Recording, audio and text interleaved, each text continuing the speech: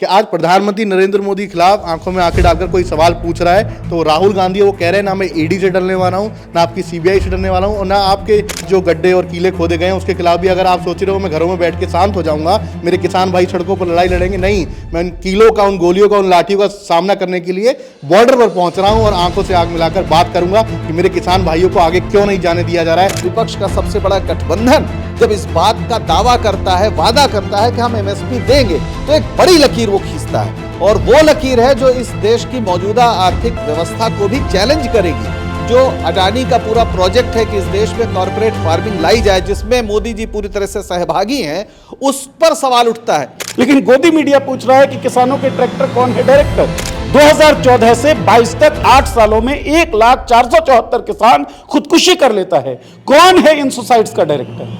अजय मिश्रा टेनी जो मंत्री थे, उनके बेटे का काफिला किसान को रौंद देता है। कौन है उस मूवी और उस सीन का डायरेक्टर? ये सवाल हमको पूछना चाहिए कि जिस खेत से दहका को मैसर न हो रोटी, उस खेत के हर खोसाए गंदुम को जला दो। नमस्कार, मेरा नाम है निवेदिता शांडिल्य और आप देख रहे हैं मॉलिटिक्स। आज की न्यूज चर्चा में हम चर्चा करने वाले एक बहुत बड़ी खबर की। खबर है किसान आंदोलन से जुड़ी हुई। इस समय खबर आ रही है कि राहुल गांधी न्याय यात्रा के कार्यक्रमों को स्थगित करके किसान आंदोलन में शामिल हो सकते हैं और वो शामिल होने के लिए निकल भी चुके हैं।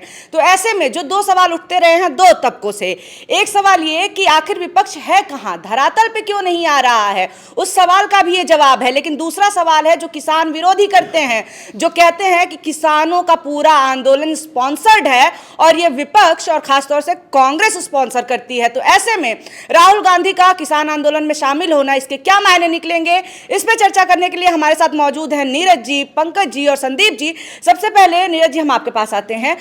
लगातार बोला जा रहा था कि विपक्ष कहाँ है, धरातल पे नजर क्यों नहीं आ रहा है, और दूसरी तरफ यह भी कहा जा रहा था कि न्याय यात्रा जहां जहां से जा रही है वहां वहां से साथी जो हैं वो साथ छोड़ दे रहे हैं। तो क्या ये न्याय यात्रा के फेलियर के तौर पे देखेंगे कि इसे मुद्दा पकड़ा जा रहा है? क्या मायने क्या है इसके?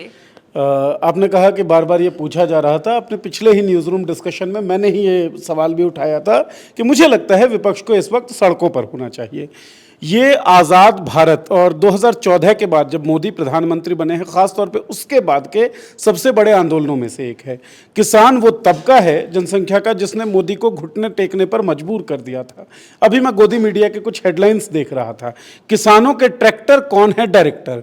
तो गोदी मीडिया के साथ ही ये बात सुने कि किसानों के इस आंदोलन का डायरेक्टर नरेंद्र मोदी है, जो देश के प्रधानमंत्री हैं। ना वो काले कानून लाते, ना वो किसानों को इस स्थिति में पहुंचाते कि किसानों को खुदकुशी करना पड़ता, ना वो किसानों को एमएसपी देने की बात ना मानते, तो किसान आज इन सड़कों पर नहीं होते।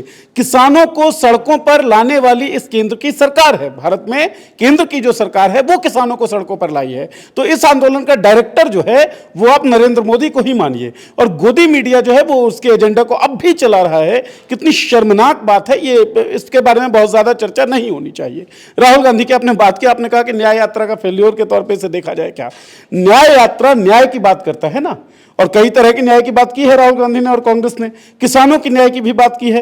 राहुल गांधी ने ऐलान किया है, वादा किया है कि अगर सरकार उनकी बनती है तो मिनिमम सपोर्ट प्राइस वो किसानों को देंगे। यह ऐलानिया है। न्याय की बात जब आप कर रहे हैं और अन्याय के विरुद्ध एक तबका सड़कों पर है, तो सबसे बड़ी जगह अगर आपके होने की कोई बनती है तो सड़क बनते हैं। और ये बड़ी सुखद खबर है, और राजनीतिक विपक्ष के तौर पर नहीं।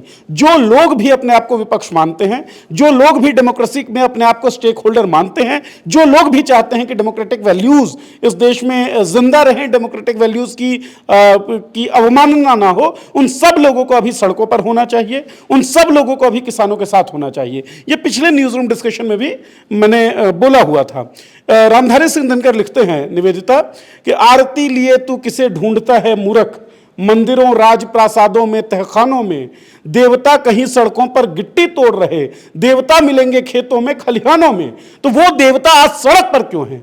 वो खेत और खलिहान छोड़ देने के लिए मजबूर क्यों है? ये सवाल गोदी मीडिया को पूछना चाहिए। लेकिन गोदी मीडिया पूछ रहा है कि किसानों के ट्रैक्टर कौन है डायरेक्टर। तो मैंने कह दिया, डायरेक्टर जो है वो केंद्र सरकार है, जो लगातार जिसकी नीति कृषि को निगमीकृत कर देने की, कॉर्पोरेटाइज कर देने की, और जिस तरीके से देश के अलग अलग संसाधनों को पूंजीपतियों के जेब में रख दिया गया है, उसी तरीके से खेती किसानी को भी पूंजीपतियों के कब्जे में सौंप देना चाहती है सरकार। इसी के खिलाफ 1 साल से लंबा आंदोलन पहले हुआ था, 700 से ज्यादा किसानों ने अपनी जान गंवाई थी, और एक बार फिर से पंजाब बॉर्डर पर किसान लगातार लगे हुए हैं। जो हमारे रिपोर्टर अनमोल वहां पर है, उनका कहना है कि लगातार टीयर गैस की बॉम्बिंग हो रही है। एक वीडियो वो कर रहे थे और वीडियो के दौरान 8-10 धमाके हमने सुने टीयर गैस के। मतलब इस तरह की स्थिति जब पैदा हो जाए तो कोई झारखंड, कोई पश्चिम बंगाल, कोई बिहार और कोई और जगह नहीं बचती है। आपका विरोध सीधे तौर पर स्पॉट और प्लेग्राउंड में पहुंचकर होना चाहिए, आपका विरोध सड़क पर होना चाहिए। और राहुल गांधी सड़क पर आएंगे, शायद किसान आंदोलन में शामिल होंगे, ऐसी खबरें आ रही हैं। ये खबर लोकतंत्र के लिए बहुत सुखद है, किसानों की लड़ाई के लिए बहुत सुखद है। मैं एक बात ऐड कर देना चाहता हूं कि जब हम स्कूलों में पढ़ते थे तो एक वाक्य बड़ा सामान्य था, भारत एक कृषि प्रधान देश है। आज जो हम स्थितियां देख रहे हैं वो इस लाइन से बिल्कुल उलट है। तो क्या स्कूलों में हमको गलत पढ़ाया गया? जब मैं इस बारे में सोचता हूं तो सोचता हूं कि स्कूलों में तो एक नारा और दिया गया था हमको, हिंदू मुस्लिम सिख ईसाई आपस में सब भाई भाई, बड़ा कॉमन नारा हो गया था। ये पता है, ये तो होना ही है यार, इसमें कौन सी बड़ी बात है, इसमें नारे लगाने की क्या जरूरत है। लेकिन आज लगता है कि इस तरह के तमाम नारे बहुत जरूरी हैं। हर किसी को यह भी बोलना चाहिए हिंदू मुस्लिम सिख ईसाई आपस में सब भाई भाई। हर किसी को बार बार बोलना चाहिए कि भारत एक कृषि प्रधान देश है। हर किसी को बार बार बोलना चाहिए कि देवता जो है वो खेतों और खलिहानों में मिलेंगे, और उन देवताओं के साथ अगर ज्यादती हो रही है, अगर अन्याय हो रही है, तो हम सब लोगों को उसके खिलाफ आवाज उठानी चाहिए। यह हम सबका नागरिक कर्तव्य है। जी सर, मैं आपके पास आऊंगी और मेरा सवाल ये है कि आमतौर पे ये देखा गया है, पहले भी आप इतिहास उठा करके देख लें कि जब आंदोलन किसी राजनीतिक पार्टी से जुड़ जाते हैं या उनके ऊपर ठप्पा लग जाता है तो वो आंदोलन कमजोर होने लगते हैं। ऐसे में जब लगातार ये सवाल उठ रहे हैं कि किसने स्पॉन्सर किया है, कांग्रेस ने किया है क्या, ऐसे वक्त में राहुल गांधी का जाना क्या आंदोलन को कमजोर करेगा या फिर मजबूत करेगा? क्योंकि आपने ये भी देखा होगा कि एमएसपी का जो वादा है, जो गारंटी है, वो कांग्रेस ने कहा है कि हम पूरी करेंगे। तो वो राजनीति खेलने की जो बात हो रही है, क्या वो सही साबित होते हुए नहीं दिख रही है? किसका फायदा होगा, किसका नुकसान होगा? जो लोग ये बात कहते हैं वो राजनीति का अर्थ नहीं समझते हैं। हम लोग अक्सर ये शिकायत करते हैं, या ऐसे ही लोग जो ये बात करते हैं शिकायत करते हैं कि भाई मुद्दों पर राजनीति नहीं होती। राजनीति के बिना तो लोकतंत्र संभव नहीं है। राजनीति से ही लोकतंत्र की दिशा तय करती है होगी कि किस देश में किस तरह की राजनीति होगी, उसी हिसाब से उस देश का भविष्य तय होगा। अक्सर ये शिकायत होती है कि भावनात्मक मुद्दे पर बात होती है, मंदिर मस्जिद पे बात होती है, मुद्दों पे नहीं बात होती है। तो राजनीति में मुद्दों को केंद्रीय स्थान दिलाने का जो प्रयास है, ये बड़ा महत्वपूर्ण प्रयास है। अगर राहुल गांधी ये कहते हैं कि वो किसानों को एमएसपी की गारंटी देंगे, कांग्रेस सरकार देगी, तो ये कांग्रेस की भी अब तक की जो राजनीतिक समझ रही है, जो आर्थिक नीति रही है, उसमें बहुत बड़ा उछाल है। क्योंकि न्यू इकोनॉमिक पॉलिसी कांग्रेस ही लाई थी और उसके बाद ये सवाल उठता था, और उस समय भारतीय जनता पार्टी ये मांग करती थी कि भाई हमें तो WTO से बाहर हो जाना चाहिए। मुझे याद है जब 90s में शुरू हुआ तो बाकायदा भारतीय जनता पार्टी ने उस समय स्वदेशी जागरण मंच और क्या क्या बनाकर इस तरह की बातें किया करते थे कि साहब इससे देश का किसान जो है वो हमेशा के लिए गुलाम हो जाएगा। और एक जो बहुत महत्वपूर्ण बात है जो हमारे दर्शकों को शायद न याद हो, और गोदी मीडिया तो बिल्कुल भी नहीं याद दिलाएगा, 2011 में कंज्यूमर अफेयर्स का जो वर्किंग ग्रुप था उसके चेयरमैन थे माननीय नरेंद्र मोदी, जो उस समय चीफ मिनिस्टर गुजरात थे। उन्होंने एक रिपोर्ट सौंपी प्रधानमंत्री मनमोहन सिंह को, जिसमें उन्होंने ये सिफारिश की कि किसानों की एमएसपी की जो मांग है उसको स्वीकार करते हुए कानूनी गारंटी देनी चाहिए, ताकि इससे कम पर कोई भी खरीद ना हो सके और उनका जो पूरा श्रम है, जो उनकी लागत है, उसमें मुनाफा जोड़ के उनको मिलना चाहिए। तो एमएसपी की जो मांग है उसका समर्थन गुजरात के मुख्यमंत्री रहते हुए खुद नरेंद्र मोदी जी ने किया था, जो आज वो प्रधानमंत्री हैं। और जब 2021 में आंदोलन वापस हुआ उस समय भी ये कहा गया था कि हम एमएसपी पर विचार करेंगे, एक कमेटी भी बनी। अब जब 3 साल गुजर गए, 2 साल माफ करिएगा गुजर गए, तब किसान फिर उस वादे की याद दिलाने आ रहे हैं। जो लोग ये कह रहे हैं कि राजनीति हो रही है और कांग्रेस पीछे से स्पॉन्सर कर रही, भाई किसानों ने आंदोलन किया था तो किसी राजनीतिक नेता को अपने मंच पर नहीं आने दिया था। लेकिन अब जब स्थिति ऐसी आ गई है तो क्या राजनीति करने वाले जो राजनीतिक दल हैं उन्हें तो एक लाइन लेनी पड़ेगी कि आप किसानों की मांग के समर्थन में है या विरोध में है। तो भारतीय जनता पार्टी की जो सरकार है, जो नरेंद्र मोदी की सरकार है, उस आरएसएस की सरकार है जिसने कभी स्वदेशी जागरण मंच बनाकर यहां तक कहा था कि WTO से बाहर बाहर हो जाना चाहिए।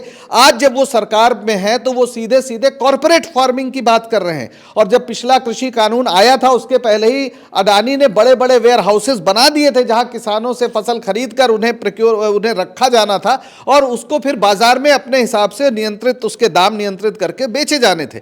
उसका किसानों ने विरोध किया था जमकर, और यही करीब 1 साल के आंदोलन के बाद प्रधानमंत्री मोदी को कृषि कानून पर एक तरह से असफलता को स्वीकार करना पड़ा था और वो कानून वापस हुए थे। हालांकि स्थगित हुए थे, अभी भी वो हैं, जब चाहेंगे कर सकते हैं। खतरा ये है, किसान इस बात की याद दिला रहे हैं। तो अगर इस देश का विपक्ष ये कह रहा है कि हम किसान के साथ हैं, राहुल गांधी ये कह रहे हैं कि अगर हम आए सत्ता में तो हम एमएसपी की मांग को पूरा करेंगे, तो ये राजनीति को मुद्दों पे लाने का प्रयास है। राजनीति अगर मुद्दों पर होगी, किसानों के मुद्दों पर होगी, मजदूरों के मुद्दे पर होगी, जैसे मैं बताऊं 16 तारीख को जो किसानों का भारत बंद, ग्रामीण भारत बंद है, जो शहरों में, माफ करिएगा आप लोगों को परेशानी नहीं होगी, जो जाम से परेशान है। हालांकि किसान दिल्ली से अभी 200 किलोमीटर दूर है, पर दिल्ली का गोदी मीडिया ये बता रहा है कि किसान जाम से परेशान है। पता नहीं कैसे परेशान है। जो भी जाम लग रहा है वो पुलिस के जरिए लग रहा है, यही सरकार लगा रही। सड़कों पर जो कीलें बिछाई जा रही हैं, जो बड़े बड़े कंटेनर डाले जा रहे हैं, वो दिल्ली पुलिस और या हरियाणा पुलिस कर रही है,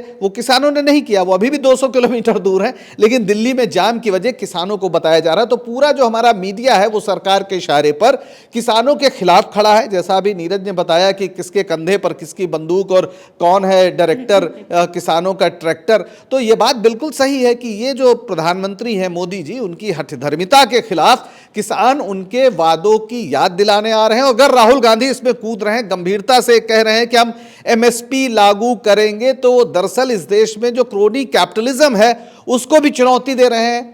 कांग्रेस की जो पुरानी आर्थिक नीतियां हैं उससे एक नया मानवीय स्वरूप लेकर सामने आ रहे हैं। और ये देश के भविष्य के लिए बड़ा शुभ है, क्योंकि अगर किसानों को, अगर उनकी आय के हिसाब, उनकी आय बढ़े, उनकी लागत से मुनाफा उनको मिले, तो फिर लोग खेती नहीं छोड़ेंगे। आज खेती एक घाटे का सौदा हो गया है, लोग खेती कर नहीं रहे हैं। और वो छोटी मोटी नौकरियों के लिए, आपके जितने दिल्ली में बड़ी बड़ी मल्टी स्टोरी बिल्डिंग्स हैं या नोएडा जैसे इलाकों में, गुड़गांव में, वहां पर किसान का बच्चा या खुद किसान एक वर्दी पहने हुए 2000 रुपए 3000 रुपए में वो वहां पर चौकीदारी कर रहा है। तो अगर आपने प्रेमचंद का अंतिम उपन्यास पढ़ा हो, मंगल सूत्र उसका नाम था, जिसे प्रेमचंद पूरा नहीं कर पाए, उसमें जो गोबर का लड़का है, यानी जो गोदान में जो होरी का लड़का गोबर है, उस गोबर का लड़का मंगल मजबूर है, वो शहर जा रहा खेती छोड़कर वहां पर मजदूरी करने के लिए। तो जो एक पूरा अभिशाप रहा है कि किसान अपनी खेती से मुक्त होकर मजदूर होने के लिए, सर्वहारा होने के लिए मजबूर है, वहां पर अगर राहुल गांधी ये कह रहे हैं कि किसानों को या खेती को लाभप्रद बनाया जाएगा, हम एमएसपी की गारंटी देंगे, कानूनी गारंटी देंगे, तो ये इस देश को की खेती को, किसानों को बचाने और किसानों के आत्मसम्मान और उनके आने वाली पीढ़ियों को बचाने, इस देश की जो खाद्य सुरक्षा है, आत्मनिर्भरता है, उसको गारंटी करने की लड़ाई है। मेरा ख्याल है कि राजनीति में इससे शुभ दृश्य हो ही नहीं सकता कि अगर एक सरकार ये कह रही है कि हम लाठी गोली और कील देंगे किसानों को, और दूसरा पक्ष कह रहा है कि हम किसानों को एमएसपी देंगे, तो लोगों को अब विकल्प है उनके सामने। जो लोग कहते हैं कोई विकल्प नहीं है, उनकी बुद्धि की बलिहारी है। संदीप जी, आपने देखा कि सवाल कुछ भी हो, किसानों की बात हो या फिर कहीं भी अन्याय अत्याचार की बात हो, हिंसा की बात हो, गोदी मीडिया एक बहुत बड़ा फैक्टर बनकर के उभरता है। और इस समय जब विपक्ष की कही जा सकती कि हालत बहुत अच्छी नहीं है वोटों के नजरिए से, चुनाव के नजरिए से, ऐसे में गोदी मीडिया एक फैक्टर बन रहा है। तो ऐसे में राहुल गांधी का किसानों के साथ खड़ा होना, जो कि बहुत अच्छा कदम है, लेकिन क्या गोदी मीडिया ऐसा माहौल बनने देगा या फिर नुकसान उल्टे ज्यादा होगा कांग्रेस को? देखिए, राहुल गांधी जानते हैं कि गोदी मीडिया ऐसा माहौल कभी नहीं बनने देगा। और जो देश की वो जनता है जो लोकतंत्र और संविधान में विश्वास करती है, वो भी जानती है कि देश के अंदर गोदी मीडिया और प्रधानमंत्री नरेंद्र मोदी की जितनी ट्रोल आर्मी है, वो ऐसा माहौल कभी नहीं बनने देगी जिससे देश का या किसानों का भला हो। आज राहुल गांधी की छवि खराब करने में सबसे ज़्यादा किसी का योगदान है तो उसका नाम भी गोदी मीडिया ही है। और मोदी की वो ट्रोल आर्मी है जो लगातार जैसे आलू से सोने जैसे वाले का वीडियो वायरल करती है और वो बाद में जाके झूठ निकलता है। अभी भी तमाम भारत जोड़ो न्याय यात्रा के दौरान राहुल गांधी के तमाम वीडियो निकाले गए जो कि झूठ पाए गए। बड़े बड़े जो भारतीय जनता पार्टी से जुड़े मुख्यमंत्री हेमंत बिस्वा शर्मा भी राहुल गांधी के ऐसे वीडियो ट्वीट कर रहे हैं जो कि फेक वीडियो है और उसके आदि कट करके चलाए जा रहे हैं। अब आप बात करें कि राहुल गांधी हर जगह खड़े दिखाई देते हैं। राहुल गांधी खड़े इसलिए दिखाई देते, उन्हें पता है कि जो गोदी मीडिया उन्हें दिखाएगा नहीं, वो सच कभी नहीं दिखाएगा। अगर आज किसान न्याय की गुहार कर रहा है तो ये भी भारत जोड़ो न्याय यात्रा का हिस्सा है कि उस अन्याय के खिलाफ न्याय दिलाने के लिए अगर कोई आंधी आज चल रही है तो मुझे लगता है उसका नाम ही राहुल गांधी है। तो तमाम जो ऐसे मुद्दे हैं, चाहे वो मणिपुर हो, हाथरस हो, आगरा हो, लखीमपुर खीरी हो, जहाँ किसानों के ऊपर एक मंत्री के बेटे ने ट्रैक्टर चला दिया, वहाँ भी राहुल गांधी प्रियंका गांधी गए और खड़े रहे कि आज प्रधानमंत्री नरेंद्र मोदी के खिलाफ आंखों में आंखें डालकर कोई सवाल पूछ रहा है तो राहुल गांधी वो कह रहे हैं ना मैं ईडी से डरने वाला हूँ, ना आपकी सीबीआई से डरने वाला हूँ, और ना आपके ये जो आज जो गड्ढे और कीले खोदे गए हैं उसके खिलाफ भी अगर आप सोच रहे हो मैं घरों में बैठ के शांत हो जाऊंगा, मेरे किसान भाई सड़कों पर लड़ाई लड़ेंगे, नहीं, मैं उन कीलों का, उन गोलियों का, उन लाठियों का सामना करने के लिए बॉर्डर पर पहुंच रहा हूं और आंखों से आग मिलाकर बात करूंगा कि मेरे किसान भाइयों को आगे क्यों नहीं जाने दिया जा रहा है। जब कांग्रेस ने गारंटी दे दी कि स्वामीनाथन रिपोर्ट लागू होगी, एमएसपी की गारंटी मिलेगी, उसके बावजूद किसानों के बीच पहुंचना, राहुल गांधी को पता है कि जो मैसेज है जमीन पर पहुंचाना बहुत ज़्यादा जरूरी है। जो तमाम मैसेज कांग्रेस की जमीन पर नहीं पहुंच पाए, वो किस वजह से नहीं पहुंच पाए, नहीं, प्रेस वार्ता हो गई, प्रेस वार्ता करके लोग घरों में बैठ गए, कोई उसके बारे में जानकारी नहीं, खबर, क्योंकि मीडिया तो छाप ही नहीं रहा है, प्रेस वार्ता जहाँ हुई पत्रकारों तक खबर पहुंची वहीं की वहीं रुक गई, जमीन पर नहीं गई। लेकिन आज जमीन पर जाकर राहुल गांधी ने घर घर पहुंचकर ये अलग जगाने का काम किया है कि नहीं, आज अगर जमीन पर मुद्दे पहुंचाने का कोई काम करेगा तो वो राहुल गांधी खुद जाएगा और बात करेगा उन वर्गों से, चाहे वो कुली हो, छात्र हो, किसान हो, और यहाँ तक कि अग्निवीर योजना के जो सेना में भर्ती के जो हमारे जो तैयारी कर रहे हैं वो हो, सबके पास जाके राहुल गांधी विश्वास दिला रहे हैं कि नहीं, प्रधानमंत्री नरेंद्र मोदी आज देश के अंदर जितना जुल्म कर लें, लेकिन आप भरोसा रखिए कि जब उनकी सरकार आएगी, कांग्रेस सरकार आएगी, इंडिया की सरकार आएगी, वो ऐसे तमाम जो योजनाएं उनको खत्म करेंगे और देश के अंदर न्याय की बात करेंगे। नीरज जी, एक सवाल मेरा ये है कि इस समय जो तमाम चीज़ें चल रही हैं, आप देखिए कि कोई भी आंदोलन होता है, ये देखने को मिलता है कि लगातार सोशल मीडिया हो या फिर आम जनता के बीच बातचीत होती है, पर भारतीय जनता पार्टी और खास तौर से देश के प्रधानमंत्री की तरफ से बिल्कुल भी कोई बयान ही नहीं आता है। इस समय आप देखिए इतनी हिंसा हो रही है और प्रधानमंत्री जो है यात्रा पे निकल चुके हैं, ठीक है, कहा जा सकता है कि पहले से ही रहा होगा प्लान या जो भी चीज़ें हैं, लेकिन एक टिप्पणी नहीं। क्या ऐसा कहीं किसी और देश में कभी देखने को मिला है या अपने ही देश में कभी मिला है कि जो सत्ता में है, जो पावर में है, वो जो रिस्पॉन्सिबल है वो रिस्पॉन्सिबिलिटी नहीं ले रहा है? बिल्कुल, क्या नज़रअंदाज कर देना भी एक राजनीतिक गेम है कि हम नज़रअंदाज कर देंगे तो मामला बढ़ेगा नहीं? ये कैसा गेम प्लान है, मैं ये आपसे समझना चाहती हूँ। ये कोई गेम प्लान नहीं है और इसको बड़ी आसानी से आप समझ सकते हैं। इतिहास की आपने बात की, इतिहास में तो ऐसे उदाहरण मिलते हैं कि रेल दुर्घटना होती है और रेल मंत्री इस्तीफा दे देते हैं जिम्मेदारी लेकर। हमारे देश की राजनीतिक विरासत ऐसी रही है। लेकिन 2014 के बाद से राजनीति का, सत्ता का चाल, चरित्र और चेहरा जिसे कहते हैं टीवी में भाषा में, वो बिल्कुल बदल गया है और वो बड़ा कुत्सित स्वरूप है, बड़ा विभत्स स्वरूप है। ये जो मौन है, ये कोई प्लान और स्ट्रेटजी नहीं है। इस मौन के दो कारण हो सकते हैं निवेदिता। एक तो ये कि डरते हैं कि हम बोलें तो बोलें क्या, इनमें एक ग्लानि बोध हो इसलिए ना बोल रहे हों, और दूसरा कारण ये कि ये बड़ा मज़ा लेते हों, सैडिस्टिक हों, इनको मज़ा आता हो दूसरों की पीड़ा में। मुझे पर्सनली अगर आप पूछें तो दूसरा कारण ज़्यादा मजबूत दिखता है कि इनको ठीक लगता है, अरे हमारी पॉलिसी है, हमारी सत्ता है, हम जो चाहेंगे वो करेंगे, ये क्या ही कर सकते हैं, प्रशासन हमारे पास है, पुलिस के जवान हमारे पास हैं, कीले हमारे पास है जो हम सड़कों पर गाड़ सकते हैं, टीयर गैस हमारे कब्जे में है जो हम मार सकते हैं किसानों के ऊपर। तो ये उस दम्भ में, उस अहंकार में डूबे हुए हैं, इसलिए मौन है। मणिपुर में क्यों मौन थे? या तो कुछ निहितार्थ थे, या आप डरे हुए थे, या आपको मजा आ रहा था, या आप सहभागी थे। यही 3-4 विकल्प होते हैं ना। तो मुझे ये जो मौन है ये किसी स्ट्रेटजी का हिस्सा नहीं लगता है। ये मौन उस अहंकार के कारण आता है जो अहंकार सत्ता में होने के कारण इनको मिली है। राजनीति की बात डॉक्टर पंकज सर ने बड़े अच्छे तरीके से कही है कि राजनीति केवल चुनाव लड़ना नहीं होता है। मीडिया के स्वरूप पे बातचीत हो रही थी, संदीप ने भी अपनी बात रखी। देखिए, मीडिया ने जो काम करना था और मीडिया जिस तरीके से बिहेव कर रहा है, ये पिछले 8, 9, 10 सालों में हमने देख लिया। और मीडिया से, मेन स्ट्रीम मीडिया से किसी भी तरह की उम्मीद पालना ये मूर्खता है।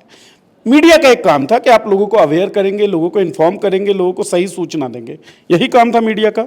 मीडिया अपने इस काम से विमुख हो गया। राजनीतिक विपक्ष का क्या काम है? राजनीतिक विपक्ष का काम है कि जो लोगों की समस्याएं हैं उसके ऊपर आप सवाल पूछिए संसद में।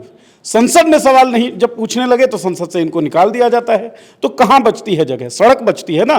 तो सड़क पे राजनीतिक विपक्ष को सवाल पूछना चाहिए। विपक्ष के और जो घटक हैं जैसे मेन स्ट्रीम मीडिया, वो अपना काम नहीं कर रहा है, इसका मतलब ये नहीं कि राजनीतिक विपक्ष भी अपना काम नहीं करेगा। राजनीतिक विपक्ष को अपना काम करना चाहिए और राजनीतिक विपक्ष का काम यही है कि सड़क से संसद तक जो गूंज हो, जो आवाज हो, वो लोगों के मुद्दों की हो। और अभी जो ये खबर आ रही है कि राहुल गांधी किसान आंदोलन में शिरकत करेंगे, ये उसी आवाज का एक हिस्सा है। तो ये बड़ा जबरदस्त, बड़ा सुखद है लोकतंत्र के लिए। पहली बात तो ये। दूसरी बात, एक बात बताएं आप, जो गोदी मीडिया पूछ रहा है वही किसान का ट्रैक्टर कौन है डायरेक्टर, ये जो बड़ा फूहड़ स्टेटमेंट है गोदी मीडिया का, 1,04,74 किसान, ये संख्या है जिन लोगों ने खुदकुशी की है। और किस रिजाइम में की है? 2014 से 22 तक। पिछले 4 सालों में 2019, 20, 21 और 22 43,000 से ज्यादा किसानों ने आत्महत्या की। टेनी के द्वारा ट्रैक्टर चढ़ा देने की बात संदीप कर रहे थे किसानों की। ट्रैक्टर नहीं चढ़ाया था संदीप, ट्रैक्टर तो किसानों की गाड़ी है, किसान चलाते हैं। टेनी का तो काफिला गुजर रहा था और काफिले में उन्होंने किसान को कुचल दिया। ये अन्याय किसने किया था? इसका डायरेक्टर कौन था? यह सवाल कोई क्यों नहीं पूछता है? 2014 से 22 तक 8 सालों में 1,04,74 किसान खुदकुशी कर लेता है। कौन है इन सुसाइड्स का डायरेक्टर? अजय मिश्रा टेनी जो मंत्री थे, उनके बेटे का काफिला किसान को रौंद देता है। कौन है उस मूवी और उस सीन का डायरेक्टर? यह सवाल हमको पूछना चाहिए। और जब हम ये सवाल नहीं पूछते, किसान आत्महत्या क्यों करता है? अरे वो कर्जदारों के चंगुल में फंसता है। कर्जदारों के चंगुल में क्यों फंसता है? क्योंकि वो फसल उगाता है लेकिन उसको कीमत नहीं मिलती उसके फसल की। इसीलिए तो वो कह रहा है कि एमएसपी दीजिए, कम से कम न्यूनतम समर्थित मूल्य दीजिए। न्यूनतम समर्थित मूल्य से किसानों को दूर करके किसान को खुदकुशी कर देने पर मजबूर करने वाली फिल्म का डायरेक्टर कौन है? यह सवाल कोई क्यों नहीं पूछता? इन तमाम सवालों का जवाब यह है कि किसानों के तमाम दुखों का कारण फिलहाल केंद्र सरकार ही है, क्योंकि उसकी पॉलिसीज एंटी किसान दिखती है, उसकी पॉलिसीज एंटी फार्मर और प्रो कॉर्पोरेट दिखती है। आप सब चीज कॉर्पोरेट के हाथ में सौंप देना चाहते हैं। अरे आपको खुद इल्म नहीं है, जो सरकार में बैठे लोग हैं, जो सरकार का समर्थन करने वाले लोग हैं, आपकी थाली में जो खाना आ रहा है, चाहे आप मैकडोनल्ड से मंगा के खा रहे हो, अरे उगाता वो किसान अपने खेतों और खलिहानों में ही है। यदि वो किसान इसी तरीके से आत्महत्या करता रहेगा, यदि वो किसान ऐसे ही सड़कों पर आंदोलन करता रहेगा, यदि वो किसान टीयर गैस के गोले झेलता रहेगा, यदि वो किसान लाठी और गोलियां झेलता रहेगा, तो आपके थाली में अनाज पहुंचेगा कैसे? और अनाज ये पूछकर तो आएगा नहीं कि भाई तुम वामपंथी हो क्या, चलो तुम्हारे पास नहीं आऊंगा, तुम कांग्रेसी हो तुम्हारे पास नहीं आऊंगा। अनाज तो किसी से जात, मजहब, धर्म ये तो नहीं पूछेगा। अनाज होगा तो आएगा, नहीं होगा तो नहीं आएगा। इकोनॉमिक पॉलिसीज पे आप बात करिए ना, महंगाई किस कदर बढ़ रही है और क्यों बढ़ रही है? किसानों को ही सपोर्ट नहीं है। तो लोगों को यह सवाल पूछना पड़ेगा कि किसानों के दुखों का, किसानों के दर्द का, किसानों के रंज का डायरेक्टर कौन है, और उस डायरेक्टर के खिलाफ एक एक व्यक्ति को आवाज उठाना होगा। यही इस समय का नैतिक कर्तव्य है। हम सब लोगों की मोरल ड्यूटी ये बनती है। सर, ये सवाल मेरा आपसे है कि मुझे एक चुनावों के गणित में बहुत गड़बड़ी नज़र आती है। जैसा कि हम देख रहे हैं, पढ़ रहे हैं, जो भी डेली खबरें देख रहा है या समझ रहा है चीज़ों को, तो फिर देखिए आप, दलित जो हैं वो नाराज़ हैं, पिछड़े नाराज़ हैं, आप ये देखिए कि किसान नाराज़ हैं, श्रमिक नाराज़ हैं। फिर वोट कौन दे रहा है? वोट आ कहाँ से रहा है कि आप इतने सालों से 2 टर्म में आप हो गए, तीसरे में भी आप दावा कर रहे हैं, प्रधानमंत्री खुद ही दावा कर रहे हैं कि हम 400 के पार जाएंगे।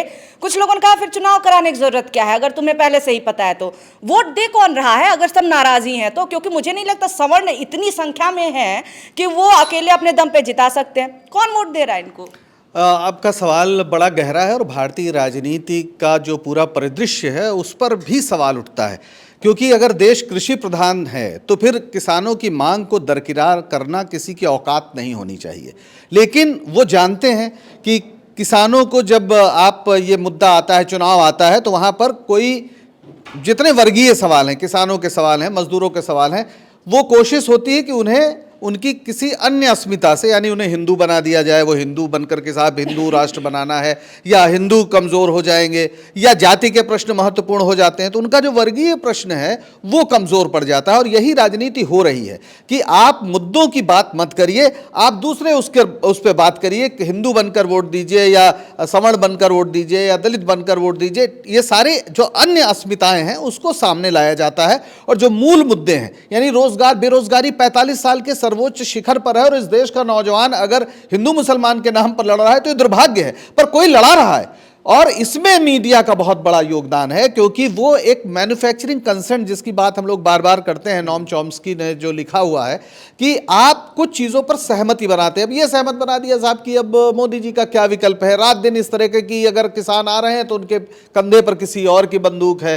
तो ये जो बातें हैं लगातार लगातार अगर आप ये माहौल बनाते हैं अखबार के जरिए, टीवी के जरिए, तो लोग उस तरह से वर्गीय प्रश्नों पर संगठित नहीं हो पाते हैं। लेकिन जब होते हैं तो इस सरकार को कदम पीछे हटाने पड़ते हैं। हमें याद है भूमि अधिग्रहण कानून में क्या हुआ, हमें याद है कि जब किसान लगभग साल भर दिल्ली को घेर कर बैठे रहे और अहिंसक तरीके से बैठे रहे।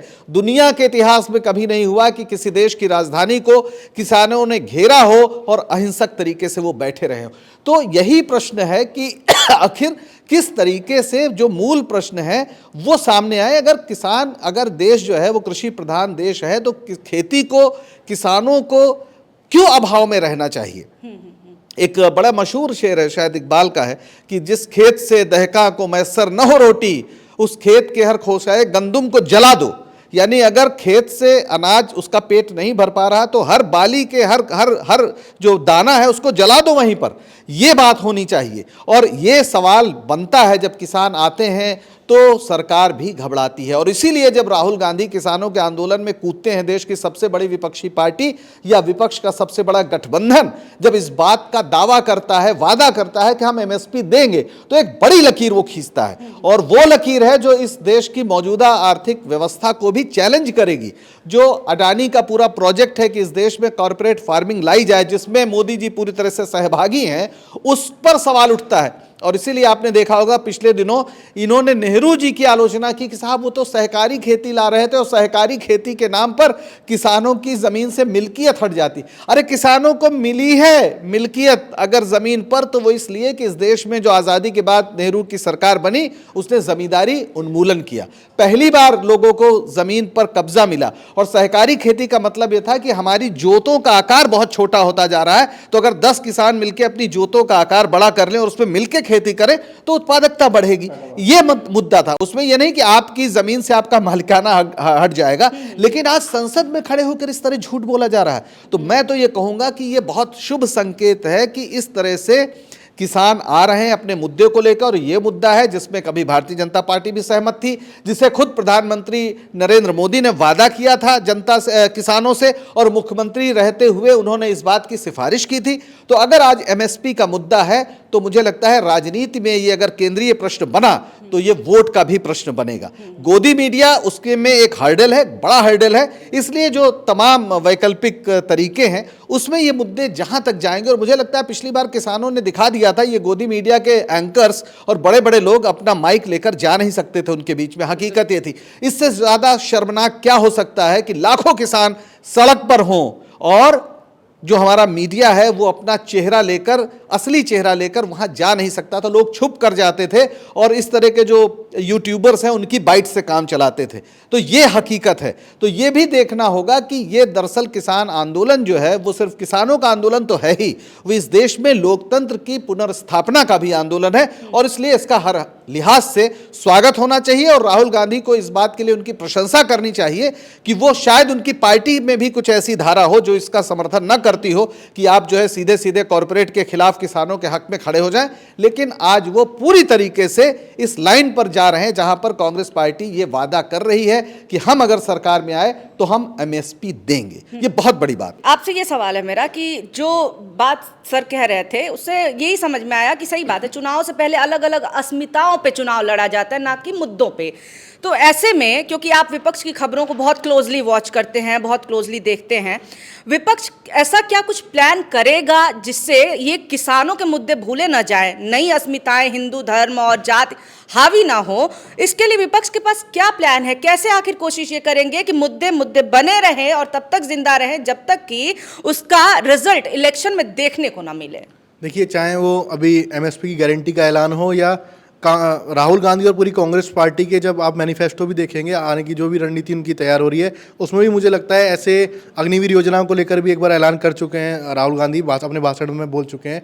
और बेरोजगार युवाओं की लगातार आवाज़ उठाते रहते हैं, और जहाँ उत्पीड़न होता है उन लोगों को भी न्याय की आवाज़ उठाते रहते हैं। उन्होंने यहाँ तक कि जो 50% कैप जो आरक्षण का है उसको हटाने का भी वादा कर दिया है। तो ये सारे मुद्दे, ये वो मुद्दे हैं जो ज़मीन तक पहुँच रहे हैं, और इनकी जो लॉन्ग टर्म के लिए स्थिति बनी रहेगी। क्यों? क्योंकि आप देखिए, ये 50% कैब हटाने का मुद्दा इसमें SC ST OBC के लिए एक तरीके से वरदान है।